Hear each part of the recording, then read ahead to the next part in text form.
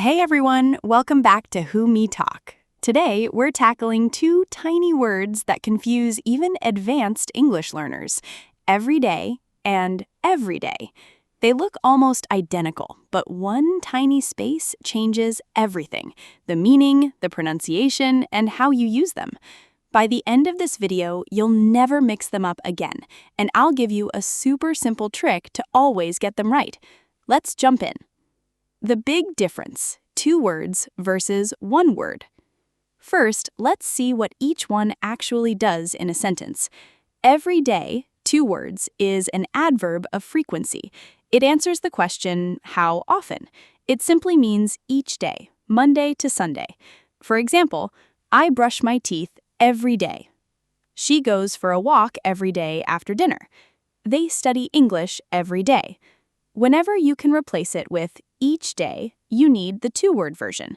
On the other hand, every day, one word, is an adjective. It describes something that is common, ordinary, or not special. It answers the question, what kind? For example, this is my everyday coffee mug. It's the one I use daily, nothing fancy. Don't wear your party dress, just put on an everyday outfit. Finding a typo in a first draft is an everyday mistake.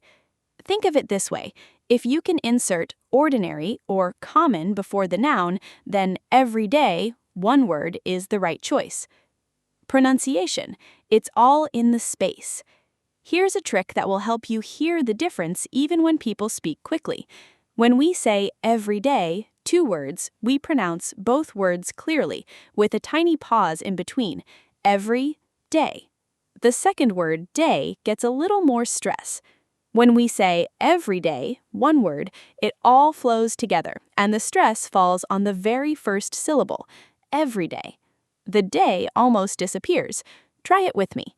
Every day. The second part is weak. Listen to the difference. I exercise every day. Both words clear, a tiny pause. These are my everyday sneakers. Smooth, stress on the first syllable. That pause is your secret weapon. If you can pause between every and day, you mean each day. If you can't pause without sounding odd, it's the adjective. More examples. Let's see them in action. Let's look at some sentences that use both words together. This is where the real magic happens. Example 1. I read the newspaper every day, but it's mostly filled with everyday stories about politicians and the economy. Here, the first part tells us how often she reads, every day. The second part describes the stories. They're ordinary, not exciting. Example 2. Alex thought he found a diamond ring on the street. It turned out to be just an everyday glass stone. Alex hoped for a diamond, but he got something common, an ordinary piece of glass, so it's an everyday stone. And how often does Alex search for treasure? Maybe he does it every day, but that's a different story. Example 3. You don't see a man in a bright pink jacket and tights every day. That's not an everyday sight. The first part says the sight is rare. You don't see it each day. The second part says it's not a common, ordinary sight. The one-question test. Whenever you're stuck, ask yourself this one question. Are you talking about frequency, how often, or describing something, what kind? If you can answer how often, use every day.